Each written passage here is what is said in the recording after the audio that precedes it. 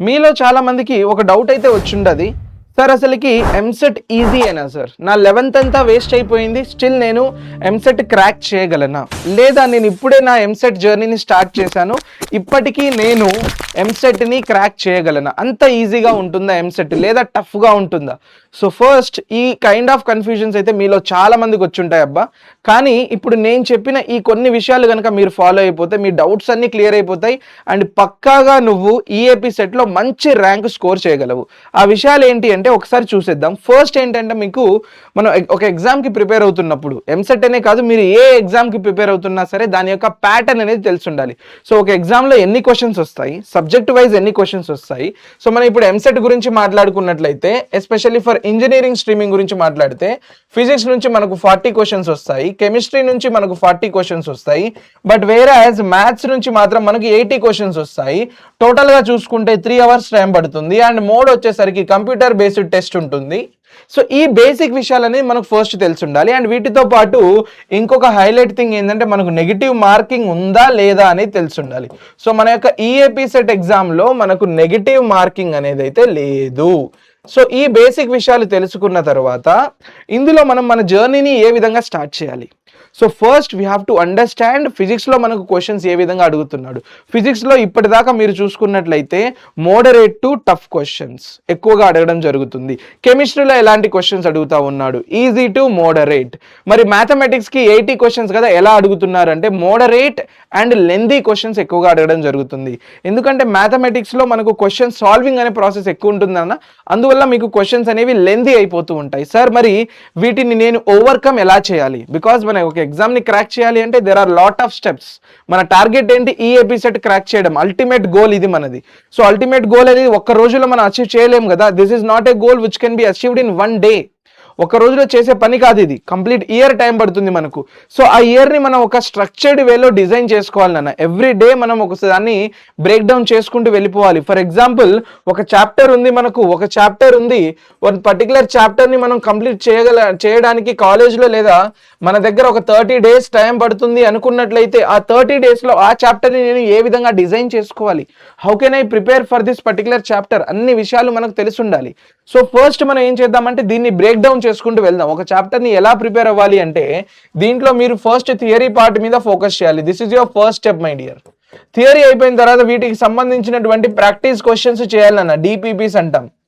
దాని తర్వాత వీటికి సంబంధించినటువంటి ప్రీవియస్ ఇయర్ క్వశ్చన్స్ కూడా చేయగలగాలి మనం. And 4th one sir mock test కూడా ఖచ్చితంగా రాయాలి సార్. ఎందుకంటే ఈ 3 విషయాల్లో మనం ఇక్కడ చేసేది అంతా కూడా మన యొక్క అనాలిసిస్ని డిపెండ్ అవుతుంది అన్న. అంటే ఒక చాప్టర్ నుంచి ఎలాంటి క్వశ్చన్స్ అడుగుతున్నా అనేది మీకు పీవైక్యూస్లో తెలుస్తుంది. మీరు నేర్చుకున్న థియరీని ఎలా అప్లై చేయాలనేది మీకు డిపిపిస్లో తెలుస్తుంది. కానీ వాడు ర్యాండమ్గా క్వశ్చన్స్ అడుగుతాడు కదా మనకు మాక్ టెస్ట్లో, ఎగ్జామ్స్లో. సో ఎస్పెషల్గా మనం మాక్ టెస్ట్ రాయడం వల్ల మనకి ఏమవుతుందంటే టైం మేనేజ్మెంట్ అనేది తెలుస్తుంది. అంటే ఒక పర్టికులర్ సబ్జెక్ట్కి నేను ఎంత టైం కేటాయించగలను, ఫస్ట్ నేను ఎక్కడి నుంచి స్టార్ట్ చేయాలి, do I need to start with maths or physics or chemistry, ఎక్కడి నుంచి స్టార్ట్ అవ్వాలి? ఎస్పెషల్గా నేను నా ఈప్సెట్ జర్నీలో నేను ఏ విధంగా స్టార్ట్ చేసి నేను ఏ విధంగా స్ట్రాటజైజ్ చేసి ఎప్సెట్ని నేను క్లియర్ చేయగలిగానో మీతో షేర్ చేసుకుంటానబ్బా. నేనైతే ఫస్ట్ ఎనీవే నా ఫేవరెట్ సబ్జెక్ట్ మ్యాథ్సే, అందుకని ఫస్ట్ అయితే నేను జనరల్గా అందరు యూజ్ చేసే strategy and that's the topper strategy కూడా. సో ఎంసెట్లో మీరు ఫస్ట్ థింగ్ చేయాల్సింది ఏంటంటే గో విత్ మ్యాథ్స్. అండ్ దీన్ని ఖచ్చితంగా ఎంత కాదనుకున్నా మనం 1.5 hours అయితే డెడికేట్ చేయాలన్నా. ఎందుకంటే మీరు అంతకుముందే చూసారు వెయిటేజ్ అనేది మ్యాథ్స్కి చాలా ఎక్కువ compare to physics and chemistry. కాబట్టి 1.5 hours మనం ఇక్కడ చేయాలి డెడికేటెడ్గా. అండ్ ఫిజిక్స్ అండ్ కెమిస్ట్రీ టోటల్గా కలిపి మనం ఇంకొక 1.5 hours డెడికేట్ చేద్దాం. సో దట్ ఏమైపోతుందంటే హాఫ్ ఆఫ్ ది 50% ఇక్కడ కవర్ అయిపోతుంది, 50% మనకి ఇక్కడ కవర్ అయిపోతుంది. అండ్ ఎప్పుడు కూడాను పేపర్ మీరు అటెంప్ట్ చేయడం మొదలు పెట్టినప్పుడు it is not like first question నుంచే స్టార్ట్ చేయాలని రూల్ ఏమి లేదు. Just go through the paper once. ఒక 5 minutes టైం పోయినా పర్లేదు, ఫటాఫట్ మీరు మ్యాథ్స్ గురించి స్టార్ట్ చేస్తున్నట్లయితే మ్యాథ్స్లో ఉన్న 80 questions ఒక 5 to 10 minutes మొత్తం స్కాన్ చేసేయండి. స్కాన్ చేసేసి అందులో నీకు ఒక ఐడియా వస్తుంది, కొన్ని క్వశ్చన్స్ నేను చేయగలను, ఈజీ క్వశ్చన్స్. ఎందుకంటే ఫస్ట్ క్వశ్చన్ మేబీ టఫ్ ఉండొచ్చు ఆర్ లెందీ ఉండొచ్చు, నువ్వు అక్కడే స్టక్ అయిపోతే మొత్తం టైం వేస్ట్ కదా నీకు. సో ఏంటంటే ఇందులో స్మార్ట్నెస్ కావాలి నాన్న. Smartness in the sense A question నేను చేయగలను, ఏ క్వశ్చన్ నేను ఫస్ట్ ఫోకస్ చేయాలి అన్న థింగ్ని నువ్వు ఐడెంటిఫై చేయగలిగితే ఇక అసలు నువ్వు తగ్గేదే లేదనమాట. పక్కాగా నీకు ది బెస్ట్ ర్యాంక్ వస్తుంది ఎప్సెట్లో. So first you have to identify which are the easy questions, which are the toughest questions. అలా నువ్వు నీ ప్రిపరేషన్ని కరెక్ట్గా ప్లాన్ చేసుకొని, ఆ ప్లానింగ్ అనేది నీకు ఎక్కడ దొరుకుతుంది అంటే, sir the planning is available in mock test.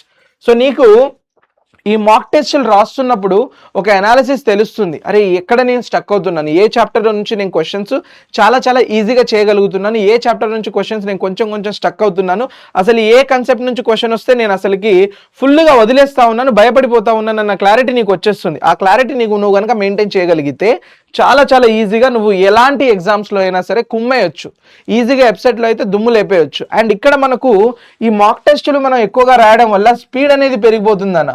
And ఎంసెట్కి speed and accuracy అనేది చాలా చాలా important. And if you guys observe one thing properly, మనం ఒక విషయాన్ని జాగ్రత్తగా అబ్జర్వ్ చేసుకున్నట్లయితే మన దగ్గర టోటల్ ఉన్నది 160 questions my dear. And time వచ్చేసరికి 3 hours, అంటే మినిట్స్ ప్రకారంగా మాట్లాడుకుంటే 180 minutes. అంటే 160 క్వశ్చన్స్ మనం సాల్వ్ చేయాలి 180 minutesలో. అంటే హార్డ్లీ తిప్పి కొడితే మినిమం టు మినిమం టైం ఎంత, ఒక్క క్వశ్చన్కి 1 minute. సో ఒక్క క్వశ్చన్ని నువ్వు 1 minuteలో సాల్వ్ చేయగలిగే లెక్క ఉండాలి అంటే, సో స్పీడ్ అండ్ అక్యురసీ ఎంత కావాలో ఆలోచించుకోండి. ఈ స్పీడ్ అండ్ అక్యురసీ నీకు కావాలి అంటే పక్కాగా నువ్వు మాక్ టెస్టులు రాయాల్సిందే, ఇందులో కాంప్రమైజ్ అయ్యే ప్రసక్తే లేదు. అండ్ పర్టికులర్గా ఒక సబ్జెక్ట్ని మనం ప్రిపేర్ అవుతున్నప్పుడు, ఒక ఎగ్జామ్కి మనం ప్రిపేర్ అవుతున్నప్పుడు, ఫస్ట్ ఆ ఎగ్జామ్కి రిలేటెడ్ హై వెయిటేజ్ చాప్టర్స్ ఏ విధంగా ఉంటాయి, లైక్ ఇది హై వెయిటెడా కాదా, అంటే ప్రీవియస్ ఇయర్ మీకు ఎలా తెలుస్తుంది హై వెయిటెడా కాదా అనేది, ఏ విధమైన క్వశ్చన్స్ మిమ్మల్ని ఎగ్జామ్లో అడుగుతాడని మీకు ఎలా తెలుస్తుంది, with the help of these PYQs. ఒక పర్టికులర్ చాప్టర్ నుంచి ఎవ్రీ ఇయర్ 3 to 4 క్వశ్చన్స్ అడుగుతున్నాడని మనకు ఎలా తెలుస్తుంది, ప్రీవియస్ ఇయర్ క్వశ్చన్స్ ప్రాక్టీస్ చేయడం వల్ల. ఒకే మోడల్లో క్వశ్చన్స్ అడుగుతున్నాడా లేదా డిఫరెంట్ కాన్సెప్ట్స్ మీద క్వశ్చన్స్ అడుగుతున్నాడా, ఈ విషయాలన్నీ మనకు ఎలా తెలుస్తాయి, by practising the previous year questions. కాబట్టి మర్చిపోకుండా నేను చెప్పిన ఈ 4 steps అయితే ఫాలో అవ్వండి. నేను నా ప్రిపరేషన్ జర్నీలో నేను కూడా ఇదే ఫాలో అయ్యాను. అండ్ ఇన్ఫ్యాక్ట్ నాకు ఎంసెట్లో కూడా మంచి ర్యాంక్ వచ్చింది. అండ్ కాకతీయ యూనివర్సిటీలో ఐ రిమెంబర్ నాకు ఎలక్ట్రికల్ కూడా వచ్చింది. బట్ నాకంత ఇంట్రెస్ట్ లేదు కదా బీటెక్ మీద. సో అందుకని చెప్పేసి I have chosen the different path where at the same time నాకు జేఈ మెయిన్స్లో కూడా మంచి ర్యాంక్ రావడంతో నాకు ఎంఎస్సి ఇంట్రెస్ట్ అని చెప్పేసి నేను ఇంటిగ్రేటెడ్ ఎంఎస్సి కోర్స్ తీసుకోవడం జరిగింది ఎన్ఐటి సూరత్లో. దట్స్ ఆల్ నో గైస్, మీ అందరికీ తెలిసిన విషయమే ఇది. బట్ ఏంటంటే ఇక్కడ ఇంట్రెస్ట్ని బట్టి చూస్ చేసుకోవడం సంగతి పక్కన పెడితే, మనకు మంచి ర్యాంక్ రావాలంటే ఈ స్టెప్స్ అనేవి ఖచ్చితంగా ఫాలో అవ్వాలన్నా. నా జర్నీలో నేనైతే ఈ స్టెప్స్ అయితే పక్కాగా ఫాలో అయ్యాను. అందువల్ల నేను నా జర్నీని సక్సెస్ఫుల్గా నేను కంప్లీట్ చేయగలిగాను. అండ్ నాకు కావాల్సినటువంటి డ్రీమ్ కాలేజ్లో డ్రీమ్ బ్రాంచ్ అనేది నాకు వచ్చేసింది, సింపుల్ థింగ్.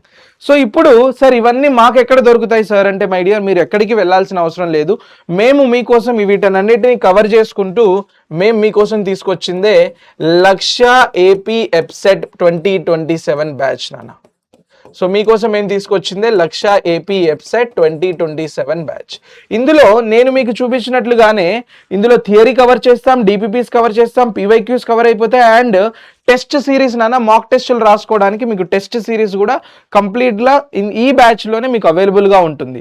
అండ్ వీటితో పాటు ఇంకొక విషయం ఏంటంటే, మనం ఏ కాంపిటేటివ్ ఎగ్జామ్ రాసుకున్నా మినిమం ఎలిజిబిలిటీ క్రైటీరియా ఉంది మనకి ఎంసెట్కి, అది 75%. 75% అనేది మనకు బోర్డ్స్లో రావాలి. సో ఆ బోర్డ్స్లో మీరు ఎక్కడా కూడా తగ్గకుండా ఉండడానికి మీకోసం మేము ఇందులో బోర్డ్ బూస్టర్ బ్యాచ్ కూడా మీకు ఫ్రీగానే ఇంక్లూడ్ చేయడం జరుగుతుంది. So this batch will help you to increase your scores in your board examinations my dear. మీ బోర్డ్ ఎగ్జామినేషన్స్లో దీని స్కోర్స్ అనేవి ఇంప్రూవ్ చేయడానికి ఈ బ్యాచ్ అనేది యూజ్ అవుతుంది. And this is fully for the EAPCET preparation. So మీ జర్నీ మాతో పాటు మొదలు పెట్టడానికి మేమైతే రెడీగా ఉన్నాము. And what about you guys, you decide your self.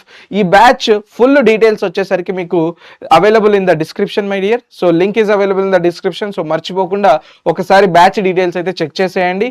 And కలుద్దాం మరి మన లైవ్ క్లాసెస్లో. So my dear amigos, that's it for this video. See you all in our live sessions. Until that time, take care everybody. Bye bye.